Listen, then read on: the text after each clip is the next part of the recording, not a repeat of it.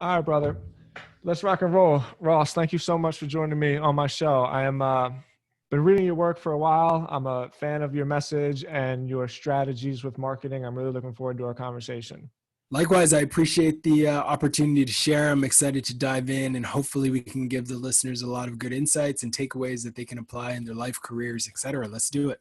Great. I'm going to start off with the question that I start off almost every episode because it doesn't always apply. And sometimes I get great stories, sometimes not. But I want to know, what does your Twitter background stand for?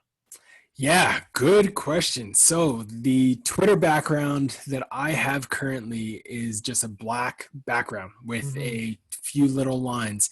And if you can think about my name, Ross Simmonds, you'll know that Ross is close to half the amount of characters as Simmonds. Thus, the squares represent the difference in character length of my names. It's actually subtly built off of an inspiration from the Magna Carta album by Jay-Z, probably 8-9 years ago, which in my opinion was some of the best album artwork of all time. And they use lines and rectangles to represent a lot of the text that was blocked in the Magna Carta because it was banned text, and as such that inspiration came from there. So that's what the background on my Twitter profile was inspired by. I fucking love that. It's been like, you never know because I'm looking at it and I'm like, okay, well, maybe this is just a logo that some designer put together. And Ross was like, yeah, cool, I like it. But I don't know, there's something about people's Twitter backgrounds where everybody always wants it to really mean something to them. And it's been my favorite question to ask. So okay, let me stick with that a little bit, right? What To does the, flip the switch on you though, like you asked me that question, now I have to ask you, what's your background mean? okay, well, before we started recording, we were talking about the Philadelphia Eagles and we were talking about our love for Brian Dawkins, right? Yeah. The background on my Twitter is my dog who has since died. He passed away and his name was Dawkins. And I got sober 10 years ago and I had Dawkins when he was a tiny, tiny little pup. And he saw me through like the last 2 years of the terrors of my addiction, saw me through recovery, moved Awesome. with me to Florida while like I got my life together. And so when Dawkins passed, it sounds crazy to say this because I've lost friends and family members, and like when my grandfather died and stuff like that, like I don't want to say that I loved the dog more than my grandfather because that's not true, but the pain I felt when I lost my best friend like that, it just wrecked me. And so it's just my own little way of keeping him with me. That's awesome. That's awesome. I love it. I love the name. I love the story. My condolences, but Dawkins will live on. I You like it. sure will, for sure. Okay, so let's talk about your work.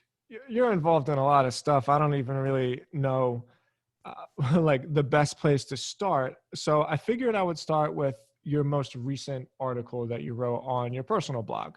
Cool. Um, I had to pull it up. All right, yeah. So you talk about a content marketing remix, and this is something that is so cool because with my own personal website with timstyles.com, I've been flirting with this idea of investment, right? And we hear investment, we think like the stock market, whatever. But with the internet, there's this new kind of buzz phrase, this new mentality around compounding, right? And if you keep putting stuff out there, if you keep creating content, if you keep sending out your message and building your brand, it's not like each piece of article is just another plus one, Right. right? They all stack up on each other. And then what happens is you can take this content, chop it up, you can redistribute it to different platforms. You can take this idea and create little nuances around side ideas, almost, let's call it. So you articulated it in this article much better than I did, but I'd like you to just kind of wrap on this concept for a minute.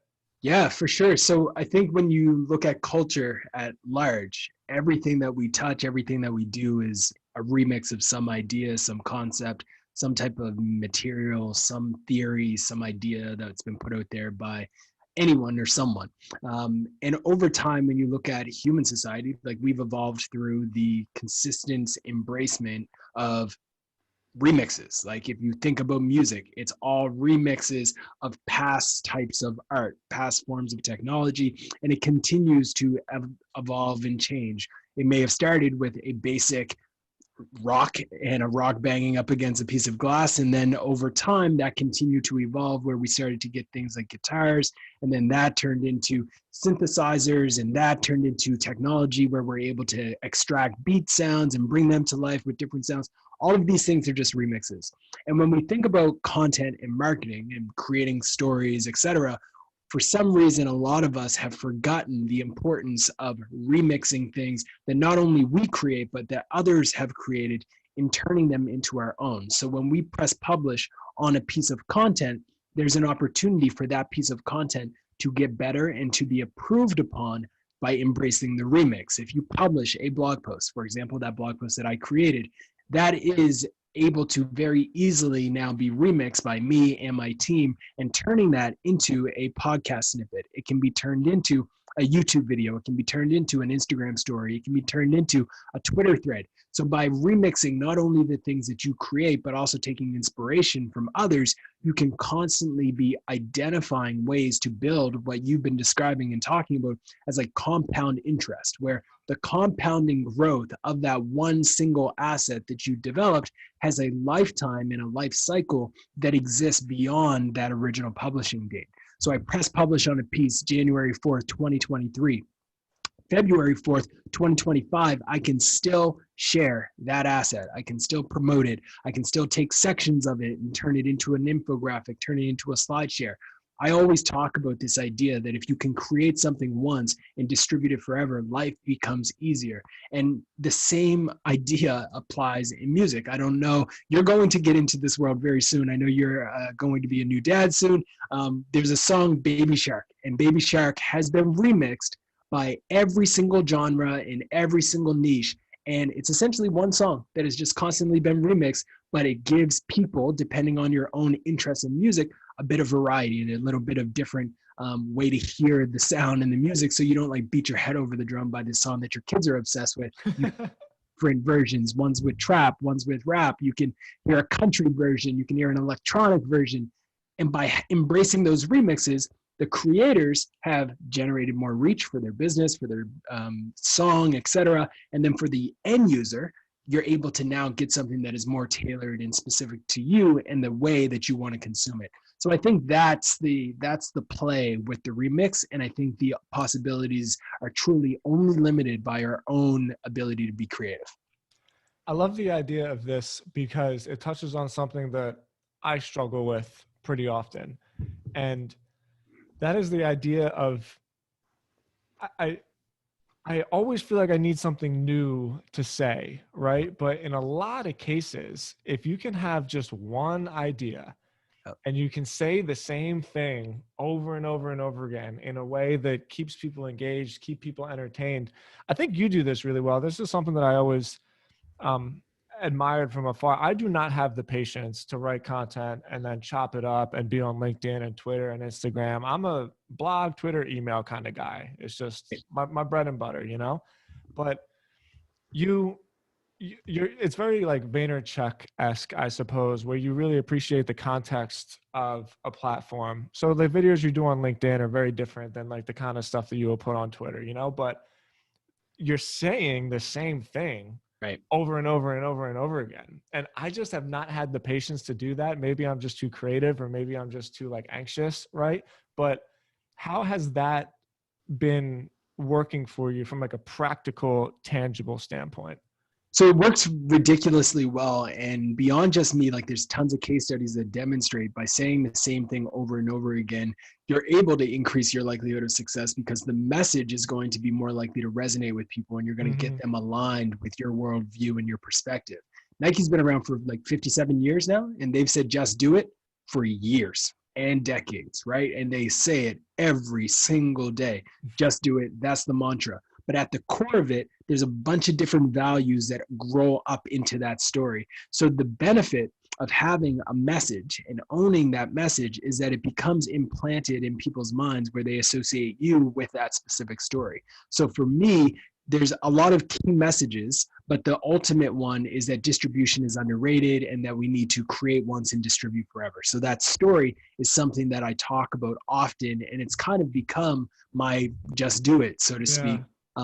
In many regards. And that story can be applied across a lot of different vehicles. So when you do find the story that you want to own and that you want to be aligned with, the key is to make sure that there's some legs with it and that you can go down different paths so you can talk about different areas and different focuses.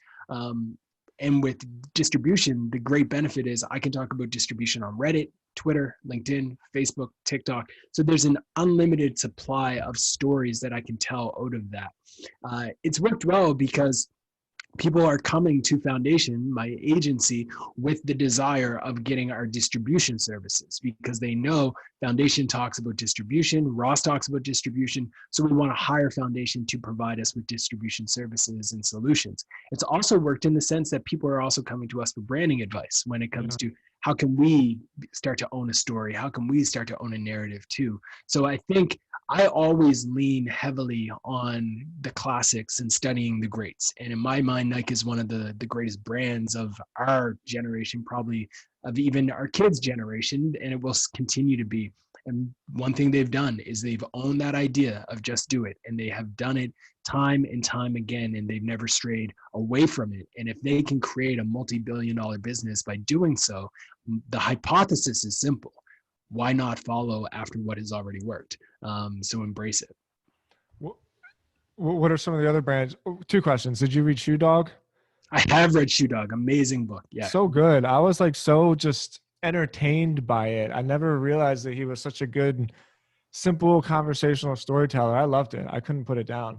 Yeah, it was great. I really enjoyed it as well. I thought it was this one of those stories that you grow up hearing like parts of. It was kind of a, how would I describe it? It was in many ways a folktale, and then reading the book, it's like, okay, so many elements of that folktale that we heard as kids about this Nike like movement are actually real. So it was cool. Yeah, and then second question on that. From listening to you in the short time we've been talking, it seems to me like you mentioned that I take after the greats, right? You look for these underlying lessons that you can see from people who've done it before. Who else would you look up to? I mean, it sounds like Nike is almost your idol from a branding, repetition, distribution standpoint. So who else do you like to emulate? Yeah, so Nike's one, but there's plenty. So I love Disney and their entire model. I think Disney's one of those brands that have done a phenomenal. And the reason why I love Disney is because they're content first, right? Like they're a very content first brand, and that aligns well with our industry and in my space, and just being someone who obsesses and loves the idea of content. And what they've always done, and if you look back at some of the early work done by Walt Disney, he mapped out like the Disney way, and the Disney way was a creation process that Disney went through with every movie, with every film that they produced, that had interlying connections to the way that they did merchandising, the way that they set up their parks, the way that they did licensing for products, etc. But at the core was always the idea. And it was the Disney idea. It had to go through a handful of steps before it was approved. And it talks through that creation process. And that graphic is something that essentially has acted as the Disney business model. But another graphic that is less likely to be shared and is less commonly seen by folks is the actual distribution strategy that Disney also created. And this is out there as well online. You can look it up. It's an amazing visual, but it shows how they distribute their stories after pressing publish as well. And I think one of the other most underrated realities when it comes to content and storytelling that Disney was able to get in the early days is the importance of distributing their stories just as much as it is important to create these stories. So sure, yes, it's important that you can tell an amazing story about Snow White and the Seven Dwarfs. But what's more important is that you can get that story in the eyes and in the hearts of millions of people all over the globe through translations, through merchandising, through movies, through VHS, and then evolving to Blu-ray, whatever. You have to be able to have that in lock. And Disney did an excellent job at that, to really create, in many ways, a mini universe around all of their properties, which then turned into a park. And they always focused on the experience. So I love the Disney model as well. One of the other things that Disney does ridiculously well that not a lot of people realize is they embrace the remix. Like, if you look at Disney's movies, they are oftentimes just remixes of old ancient stories. Lion King, Hamlet, like folks who are not familiar with Shakespeare, read Hamlet. That's exactly What Lion King Well, is. and it's also Cain and Abel, Scar and Mufasa. It's the oldest story that we have, right? They take old ancient stories, they Yeah. throw some mammals in it, they throw some lions and tigers, oh my, and that's it. And they embrace that through their entire livelihood of the business. Even with Avatar, I don't think Avatar's them, but Avatar's a ripoff of Pocahontas. But like, there's tons of examples where these movies are just like taking inspiration from old stories and turning them into something new. So I think there's a lot of inspiration you can take from that as well. Yeah, little side note, I love Disney too because they're kind of like the last great American company, you Right. know? They're not one of these network effect tech giants. It's actually from like the outside in, as opposed to just like, let's get everybody and suck them into this sinkhole. Yeah. Um, yeah, and plus I forget his name. I'm sure that you know it, but I heard a podcast with the CEO of Disney on Tim Ferriss's Oh, well. podcast, and he just struck me as a well-versed, intelligent guy. Robert Iger, I think they may have gotten a new CEO, but he was the most popular one of the last few decades. Yeah, the new one is Bob Chapek, it looks like. But Robert, yeah, his work was phenomenal, and they created an amazing business. Yeah. It's definitely one of my favorite brands. And then again, I could geek out on this for years. If I go into the B2B lane, no one can deny the impact that Salesforce has had on software. Brilliant company. They have done an amazing job. I think Mark Benioff has done an excellent job at marketing and embracing events, even amidst COVID. He's done it's underrated what he's been able to do from an acquisition standpoint. Like, from a resource allocator perspective, the dude is amazing. Like, he just understands resource allocation and acquiring companies that continue to increase the value of Salesforce, and essentially establish a very strong competitive moat where they're close to unshakable at this point. So, and then on top of that, he embraces a very cool approach to business in general, where he has built up his own persona around who he is and what he represents. He's not afraid to get into trouble in terms of speaking truth to power. Mm-hmm. He has his values, he speaks to them, and there's a lot of lessons that can be learned from that as well. So I'm a big studier and history buff as it relates to business and what works well. Yeah, I really thought Salesforce was going to buy Twitter a couple years back. I thought that would have been such a home run for them because that would have worked within their software. I haven't used Salesforce in a while. I think they call it Cloud Chat or Yeah. something. It's basically just like a chat network that they can use with people within the CRM, but also with other teammates. And I would have liked that because, again, I forget his name, but as you say, he's always just been very honest. It's not like he's got some power struggle. He just kind of says what he's trying to do. And he put out a statement on like why he believes in Twitter and the democratization of content and like how fucked up it's gotten over the last couple of years. So I thought that would have been cool. 100%. Yeah, no, I love the work that Mark Benioff has done over the years. I think it's been fascinating to watch. Okay, great. Well, thank you for going down that road with me. I want to get selfish for a second. The whole reason why I do this podcast is because it's a way for me to get good ideas from smart people. Like it. And I haven't struggled with brands that are outside of myself, right? I'm actually pretty good at stepping away, being in the background, understanding the market, understanding the strategy, and Yeah. just executing on that. I got a great team. I've never had a hard time with that.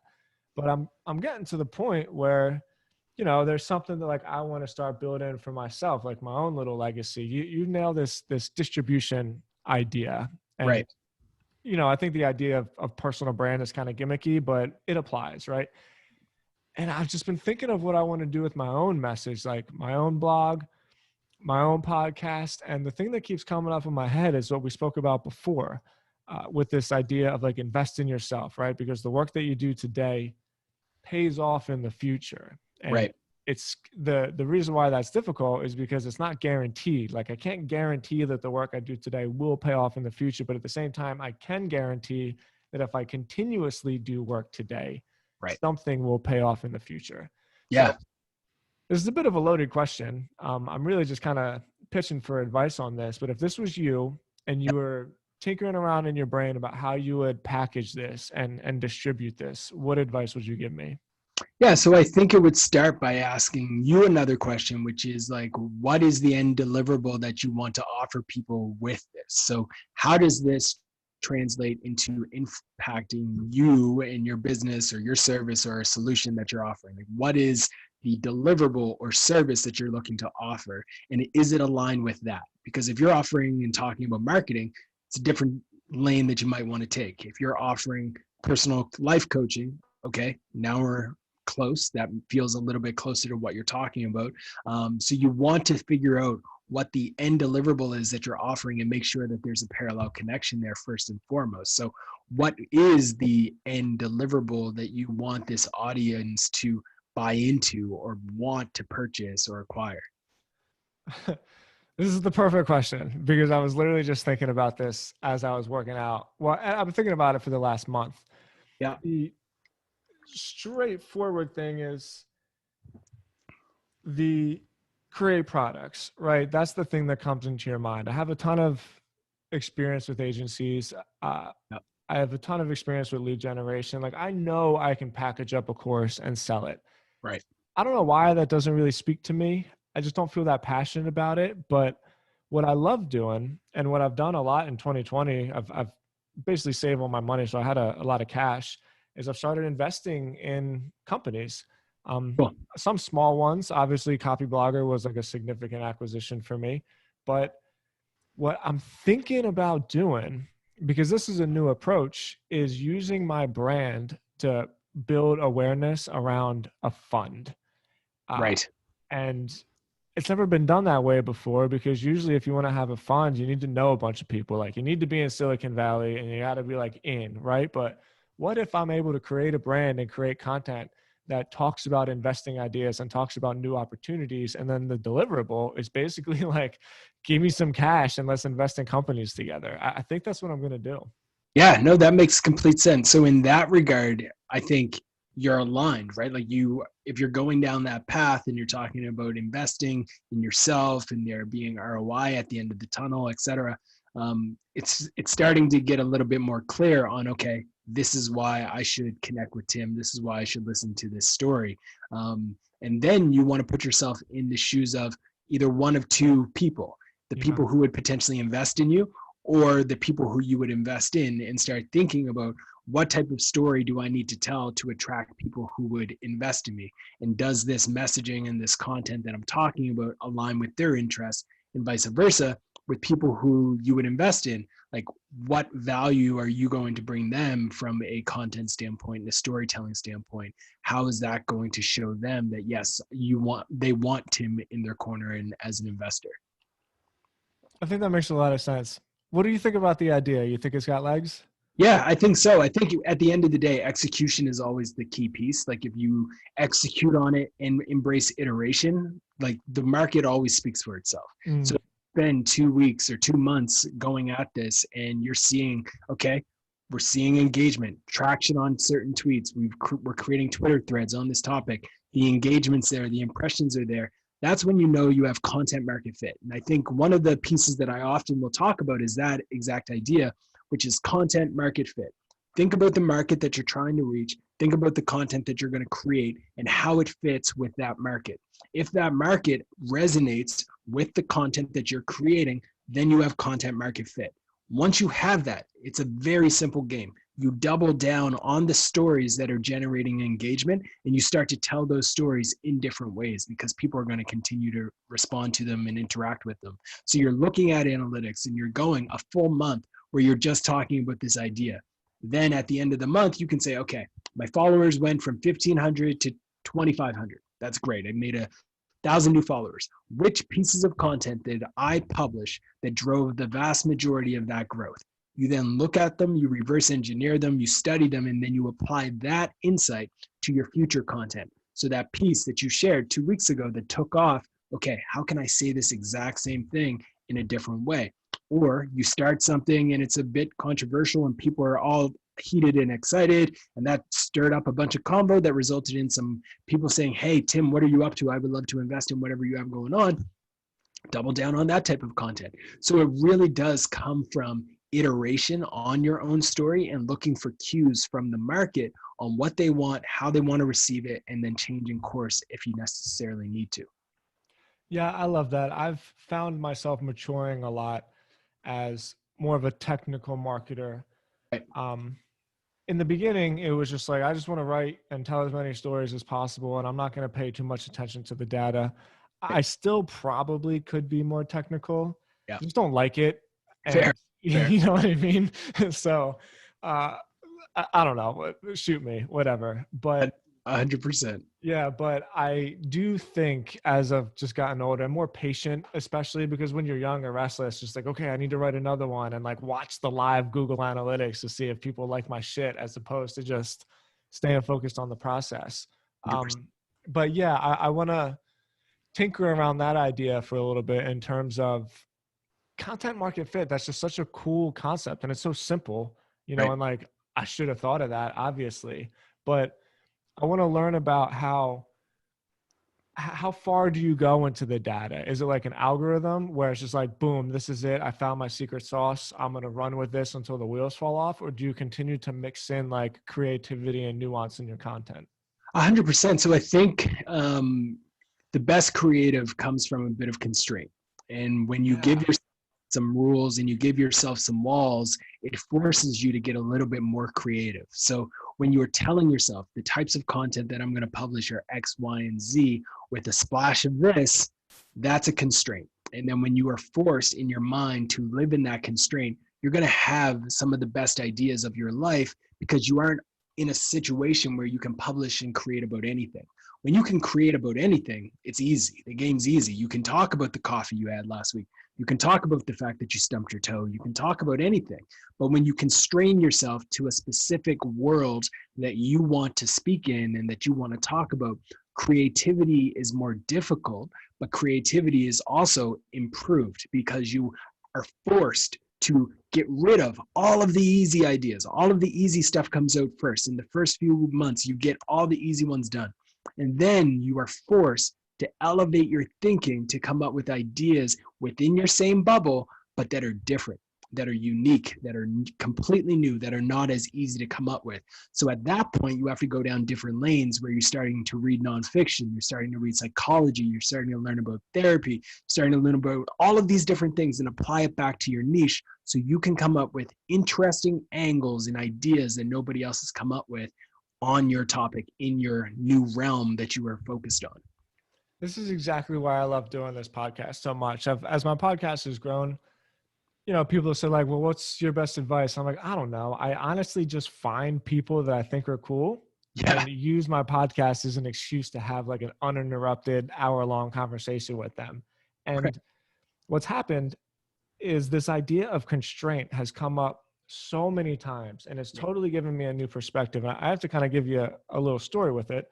Mm-hmm. I've had a morning habit of waking up super early and writing a blog post for I don't even know how long.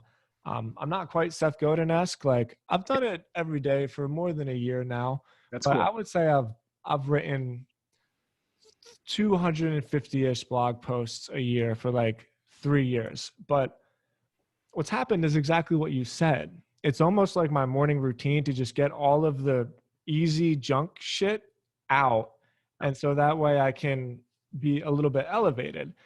And so in my mind, I'm kind of going back and forth, like, is this my personal brand? And as I've grown and come up with this idea of wanting to work with young people in investing, because job markets aren't the same anymore. Like I almost feel like if you're a millennial or a Gen Z, like you have no choice, like you have to build your own brand identity. Like you have to build something for yourself. And so I'm passionate about this message, but the point I'm getting at is after a while, I was in Sedona with my wife a couple of months ago, and I finally decided this personal blog of mine has to be somewhere else because there's no constraint here. This is Right. really just whatever I feel like talking about in the moment. And if I want to actually help people, especially young people, with this message, like I need to constrain it to just this message and this message alone. Yeah. So I had Jack Butcher on here that talked about constraint. I had Paulina Pompliano on a couple of weeks ago, and she did a copy blogger thing with me last week where she talked about constraint and this idea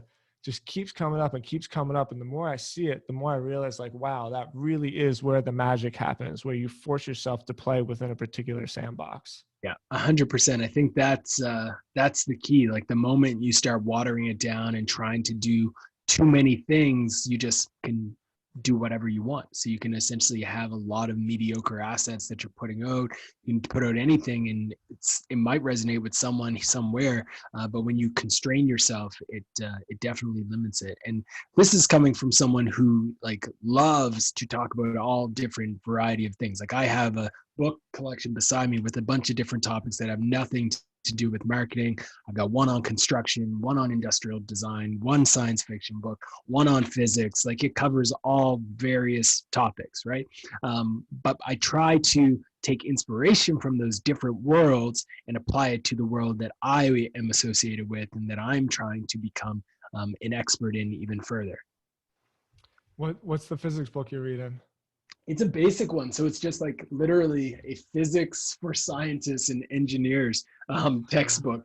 My wife has a physics degree, and I came across a bunch of her old books and I was like, oh, let's do this. So I've been geeking out on some of her old textbooks and just like diving into the world of physics. The world of physics basically teaches you everything you need to know about life. It's Right. much more philosophical than you would think it is. Even just simple things, like there's so many times in life where I'm stressed out and I'm like, this is just entropy. And like, why am I actually freaked out about it? Because it's the most consistent thing in the universe. Right, exactly. So it's been fun to go down those rabbit holes and learn. Yeah. And I think it's also like key, like you want to spend time in different niches and different industries and different topics. Yeah, that's really cool. All right. So let's start wrapping this thing up. Anytime I speak to agency owners, I always like to get on this topic a little bit because so much of what's going on online with entrepreneurship is about scale and leverage and all that. And I feel like service work is starting to get like a bad reputation. It's almost like frowned upon to sell time for money. Right. So when you build an agency, you can scale it. And it's not as though every single aspect of your business is like being billed at an hourly rate. So I think there's some misconstraints there, but I do think that anytime somebody wants to get involved or wants to start their own business, the best place for them to start is just by doing some kind of service. Like get as good as you possibly can at a skill. Learn Yeah. stupid shit like invoicing or like how to deal with clients. Right. Learn the difference between a employee and a contractor, I love to talk about this topic because I think it's very underrepresented, and I think it's just a great place for people to start. Yeah. So tell me about the things that you've learned simply by running a service business, and talk about what it is too. Yeah. So the service business that I run is Foundation Marketing. We Yeah. are a marketing agency for B2B brands. We work with brands ranging from some of the fastest growing startups all the way through to publicly traded 100-year-old brands that everyone knows and are familiar with that are primarily in the world of B2B. And we create content for them. We help them distribute that content. We develop SEO strategies and execute on those strategies, manage everything from outreach to journalists, reporters, blog writers, etc., on their behalf, creating the content, setting up partnerships, influencer marketing, you name it, anything digital, we essentially do. So long story, a little bit longer. How do we work and how does this world make sense still? I think at the end of the day, business is business. And in business, you can offer products and you can offer services. And we believe that And that's it. that's really it, right? Yeah. Like for products or you can offer services. And we believe that even when you look at some of the most successful software companies, there's a reason why even some of them have a line item, which is service revenue, because they are offering services to some of their clients and they're providing that service. Because humans still want to work with humans. As much as we don't necessarily love always having the ability to, or being forced to talk to someone to sign up for a tool, at a certain level, when you're dealing with certain levels of engagements and you're dealing with certain types of numbers, you want a person to assist you. And when it comes to sensitive things like your brand voice and your tone and the way you write and the way that you're responding to things on social, we're not at a point yet where an AI can do that for you. Do I believe that AI is going to, without question, fundamentally change the way that service businesses are run? Absolutely, 100%. But I also don't believe in any way that service businesses are going to go away. I think there will always be a demand for people wanting to work with other people who can essentially serve them and provide them with service. That's what has allowed humans to be so cool. Like I can't geek out enough about how much I love just humans and the way that we have adapted. And it's through collaboration, it's through partnerships, it's through service, it's by serving each other. From the moment we're born, we are interacting with service. Like our parents are serving us as toddlers to wipe our bums and do all of these things. It is fundamental, a part of us as humans to serve others. So I feel like it's a massive opportunity. I think when you're first getting started, it's a great way to get your shoe in the door, to generate revenue, to get your first taste of business. But at the same time, I will never knock product. I run product companies in addition to foundation.